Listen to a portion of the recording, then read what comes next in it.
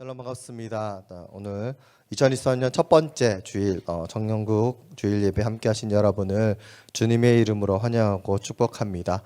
2024년도에 가장 중심이 되는 키워드가 되는 트렌드가 뭔지 혹시 아시나요? 분초사회라는 키워드가 제일 핵심 키워드라고 합니다. 이제 거기에 따르는 또 연관이 있는 9가지인가 해서 총 10개의 키워드로 이제 내년도 트렌드를 전망하던데 1번이 되는 그 키워드가 모든 다른 키워드하고도 이제 연관성이 있는 트렌드와도 연관성이 있다고 해서 제일 중요하다고 하더라고요. 설명하는 분 얘기를 들어보니까. 분초사회 어떤 의미일까요? 요즘은 이제 2024년에는 트렌드가 그 시간을 더 세분화해서 분초 단위로 나눠서 그렇게 살아간다고 하는 겁니다. 그러니까 말 그대로 정말 바쁘고 분주하고 촘촘하게 시간을 활용하고 그걸 나눠서 삶을 살아가는 게 요즘 그러니까 2024년의 트렌드고 요즘 시대를 살아가는 사람들의 어떤 모습들을 단면으로 보여주는 이게 갑자기 이게 분초 사회예요라고 해서 그렇게 하는 게 아니라 사람들이 그렇게 사니까 살아가니까 그런 트렌드가 적용돼서 그게 중요한 키워드가 되지 않았나. 그래서 올해 가장 중요한 키워드가 그 분초사회라고 하는데 실제로도 이제 그런 영향을 엿볼 수 있는 게 우리 생활 속에서도 이제 많이 있습니다. 속성으로 무언가를 이루려고 하고 단기간에 뭔가 성과를 내려고 한다거나 그리고 너무 길거나 이런 것에 대해서는 지루함을 느낀다거나 또 흥미를 느끼지 못한다거나 그런 시간들을 투자하는 걸 좀 아까워하는 모습들도 요즘 세대에는 좀 많이 있는 것 같습니다. 그만큼 요즘 시대를 살아가는 사람들이 관심을 가지고 주목을 하고 또 삶의 시간들을 이렇게 나눠서 살아가고 소비하는 그런 양태들과 모습들이 그렇다라고 하는 겁니다. 그러니까 이게 옳다 그르다의 부분은 분명히 아니고 또 우리가 살아가는 시대이기 때문에 그런 시대의 흐름이나 어떤 트렌드들을 아는 게 우리의 삶 속에는 굉장히 중요한 부분이라고는 생각을 합니다. 그런데 이제 문제는 우리는 하나님을 믿는 사람이니까 하나님을 믿는 사람으로서 이런 트렌드 가운데서 우리가 어떻게 이 시대의 흐름 가운데서 살아가야 될지에 대해서 고민해 봐야 된다는 건 또 당연히 우리들의 고민이기도 하고 숙제이기도 합니다.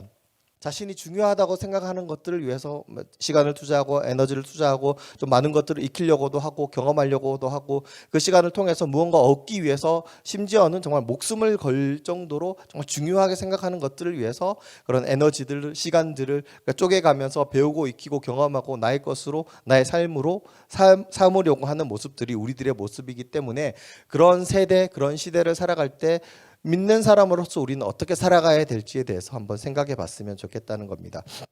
여러분, 이런 시대에 우리는 어떻게 살아가야 될까요? 신앙을 가지고 믿음을 가지고 그 시대의 흐름을 따라서 그렇게 똑같이 살아가야 될까요? 그렇다면 우리가 드리는 예배나 또 기도나 또 우리의 말씀을 묵상하고 말씀을 읽고 또 하나님과의 만나는 이런 시간들도 이 트렌드에 맞춰서 분초로 나눠 가지고 이렇게 해야 될까요?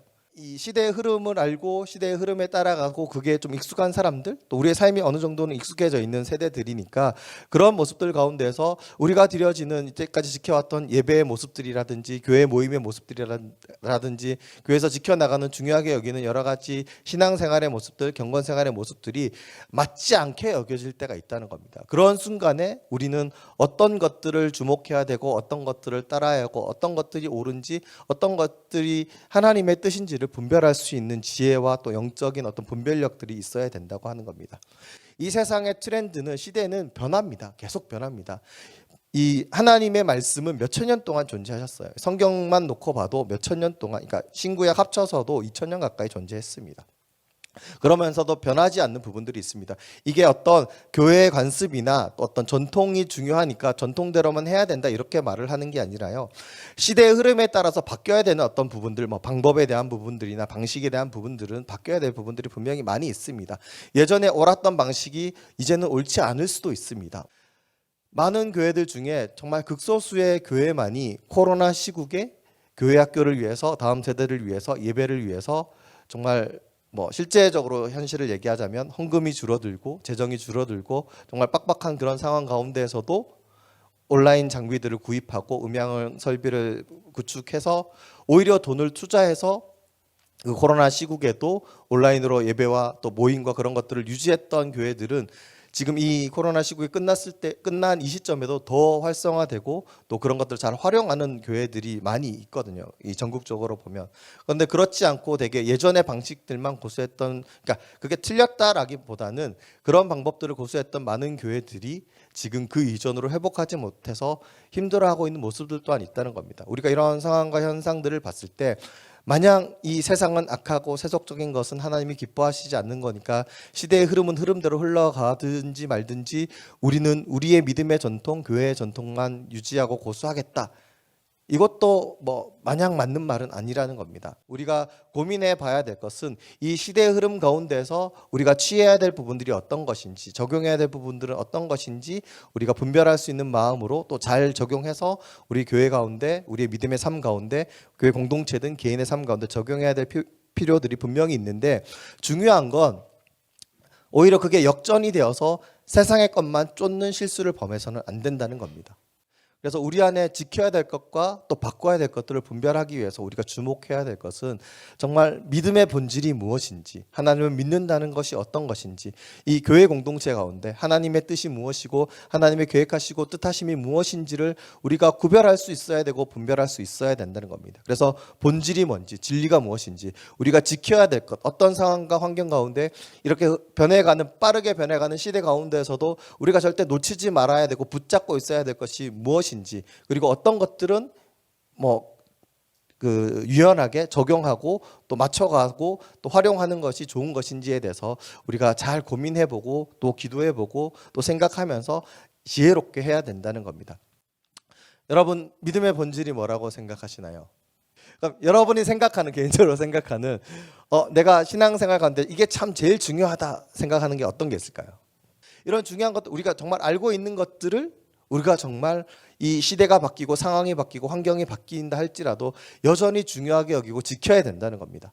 이게 단순히 시대의 흐름뿐만 아니라 내 개인의 상황에 따라서도 그것들을 지켜나가야 된다는 겁니다.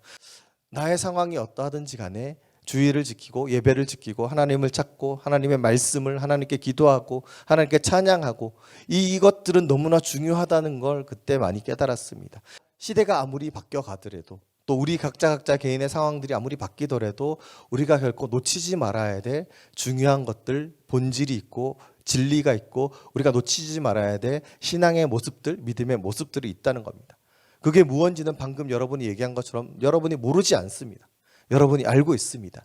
그러니까 그 아는 걸 지켜나가기 위해서 애쓰고 노력하는 2024년 또 한 해가 되었으면 좋겠고 여러분의 인생이 됐으면 좋겠습니다. 네, 우리 2024 주제를 한번 읽어볼까요? 함께 외쳐볼까요? 시작. Think the 복음. 우리의 삶의 전반에서 복음의 동기화가 되고 복음의 일치가 되는 삶을 살아가자라는 게 2024년의 주제입니다. 그래서 요즘의 표현을 쓰기 위해서 저 단어를 썼지만 여러분이 모르는 것들을 말하는 것도 아니고 여러분이 이미 알고 있고 또 어떻게 해야 되는지도 대부분은 알고 있는 부분들이 있습니다. 하지만 2024년은 거기에 좀 주목을 해서 우리가 나가기 원하는데 오늘 본문은 마가복음의 첫 장에 나오는 부분입니다. 1장 1절 우리가 함께 읽었던 1장 1절을 보면 이렇게 나와 있습니다. 하나님의 아들 예수 그리스도의 복음의 시작이라고 되어 있습니다. 말 그대로 복음서는 복음에 대해서 전하고 있는 내용입니다. 여러분, 복음이 뭘까요? 누가 여러분한테 복음이 뭐냐고 물어보면 뭐라고 대답하시겠어요? 좋은 소식. 딱 그 다음에는 복음은 좋은 소식이야. 아, 그래, 그래서 이렇게 물어보면 하나님. 그러니까 이게 우리의 현 주소입니다. 그래서 2024년에 복음에 대해서 좀 제대로 알고 복음의 의미를 좀 깨달아서 복음을 믿고 복음으로 살아가자고 이야기하는 겁니다. 오늘 본문에서 분명히 이야기하는 것처럼 예수님이 전하신 복음은 하나님 나라의 복음이고 하나님의 복음입니다. 복음을 약간만 풀어서 얘기를 하자면 뭐가 좋은 소식이냐면 예수님이 우리를 위해서 오셔서 우리를 위해 죽으시고 우리에게 구원받을 수 있는 자격과 기회를 주셨기 때문입니다. 믿음으로 우리가 구원받을 수 있다는 게 복음인데 단순히 이 한 문장으로 설명하기에는 이해하기에는 복음이라고 한 이 두 단어에 있는 의미들이 개념들이 그 속에 담겨져 있는 하나님의 사랑과 은혜가 너무나 큰데 우리가 지금 제가 여러분한테 여쭤본 것처럼 여러분 복음이 뭐예요? 여러분이 복음을 믿고 복음으로 구원을 받았다라고 이야기를 하는데 그래서 복음이 뭐냐고 물어보면 기쁜 소식입니다. 그래서요. 이게 우리들의 모습이라는 겁니다.